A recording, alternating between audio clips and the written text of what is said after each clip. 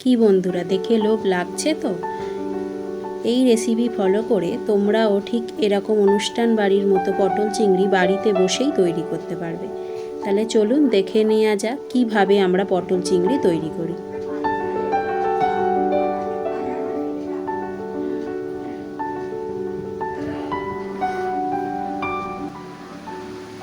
আজকের এই পটল চিংড়ি করার জন্য আমরা প্রথমে পটল আলু এবং চিংড়িগুলোকে ভেজে রেখেছি। পটল আলুতে একটু নুন হলুদ মাখিয়ে এবং চিংড়িটাতেও নুন হলুদ মাখিয়ে ভেজে রেখে দিয়েছি।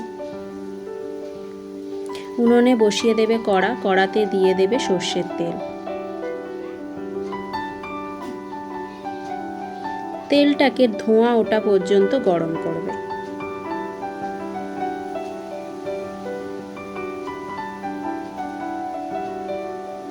গরম হয়ে গেলে তাতে একে একে তেজপাতা, গোটা গরম মশলা এবং গোটা জিরে ফোড়ন দেবে।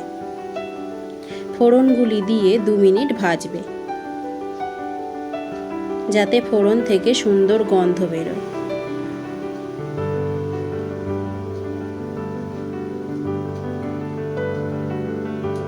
ভাজা হয়ে গেলে তাতে কেটে রাখা পেঁয়াজ দিয়ে দেবে।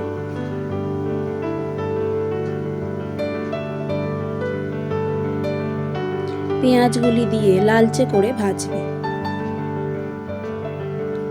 পেঁয়াজগুলি যাতে তাড়াতাড়ি ভাজা হয়ে যায় এই জন্য আমরা এর মধ্যে নুন দিয়ে দিলাম।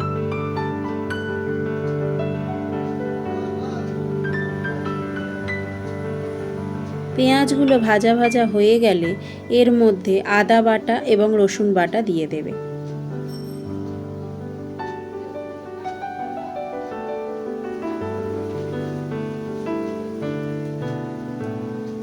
আদা বাটা ও রসুন বাটা দিয়ে খানিকক্ষণ ভাজবে।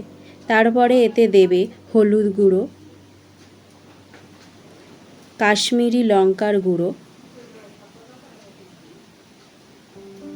জিরে গুঁড়ো এবং ধনিয়া গুঁড়ো। একটুকুনি নাড়িয়ে নিয়ে এতে সামান্য জল দিয়ে ভালো করে মশলা কষাবে। যাতে মশলা পুড়ে না যায় সেই জন্য আমরা এতে সামান্য জল দিলাম।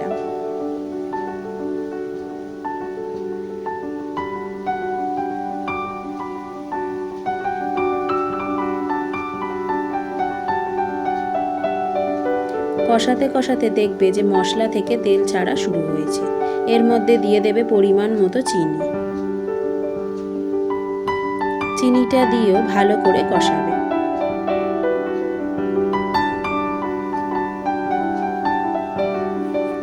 মশলার কাঁচা গন্ধ চলে গেলে এবং মশলা থেকে তেল ছেড়ে এলে এর মধ্যে দিয়ে দেবে আগে থেকে ফিটিয়ে রাখা টক দই।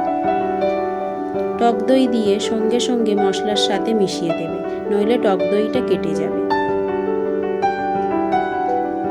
টক দই দিয়ে খানিকক্ষণ কষানোর পর এর মধ্যে দিয়ে দেবে নারকেলের দুধ। নারকেলের দুধ দিয়ে ভালো করে কষাবে। ঝোলটা ফুটে উঠলে দেখতে পাবে ওপরে তেল ভেসে উঠছে। সেই সময় এর মধ্যে দিয়ে দেবে কিছু কাঁচা লঙ্কা। তোমরা যেরকম ঝাল পছন্দ করো সেই পরিমাণ কাঁচা লঙ্কা দেবে। এবার এর মধ্যে দিয়ে দেবে আলু পটল ভাজা। ভেজে রাখা আলু পটলগুলো দিয়ে মশলার সাথে ভালো করে কষাবে।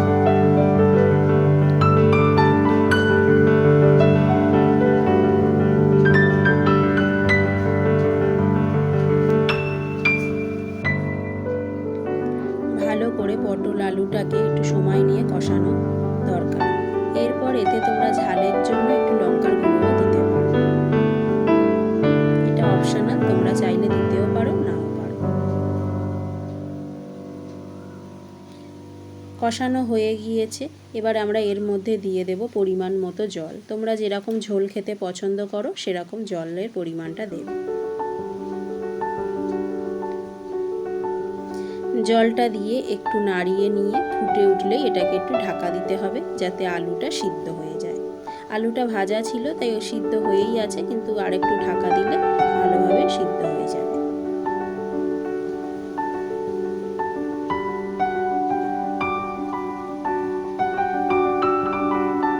এবার এর মধ্যে আমরা দিয়ে দিলাম আগে থেকে ভেজে রাখা চিংড়ি মাছগুলো। চিংড়ি মাছগুলো দিয়ে ভালো করে কষাবে। চিংড়ি মাছগুলো দিয়ে ভালো করে কষানোর পর এর মধ্যে দিয়ে দেবে আলু পটল ভাজা। ভেজে রাখা আলু পটলগুলো দিয়ে মশলার সাথে ভালো করে কষাবে। মশলার কাঁচা গন্ধ চলে গেলে এবং মশলা থেকে তেল ছেড়ে এলে এর মধ্যে দিয়ে দেবে আগে থেকে ফিটিয়ে রাখা টক দই। টক দই দিয়ে সঙ্গে সঙ্গে মশলার সাথে মিশিয়ে দেবে, নইলে টক দইটা কেটে যাবে। এবার এর মধ্যে আমরা দিয়ে দিলাম আগে থেকে ভেজে রাখা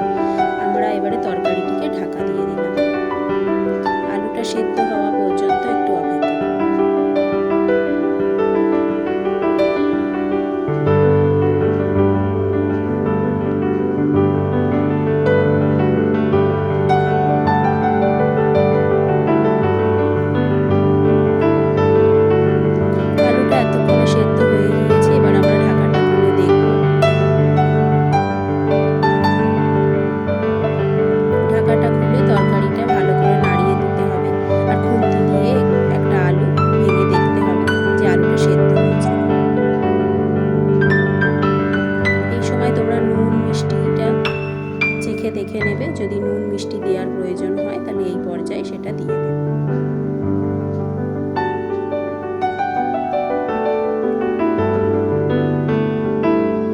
রান্না প্রায় শেষের দিকে। এবারে আমরা এর মধ্যে দিয়ে দেব সামান্য গরম মশলা এবং ঘি। আলুটা খুব ভালোভাবেই গলে গিয়েছে, তোমরা দেখতে পাচ্ছ। এবার আমরা এর মধ্যে দিয়ে দিচ্ছি সামান্য গরম মশলা এবং ঘি।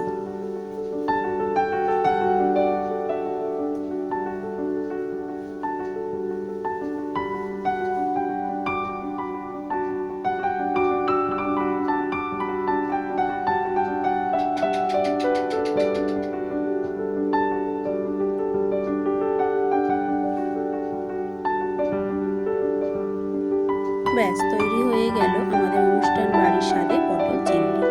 তোমরাও এই রেসিপি ফলো করে বাড়িতে এই রান্নাটি বানাবে এবং জানাবে যে কেমন হয়েছে। ভিডিওটি যদি তোমাদের ভালো লেগে থাকে তাহলে চ্যানেলটিকে লাইক, শেয়ার এবং সাবস্ক্রাইব করবে।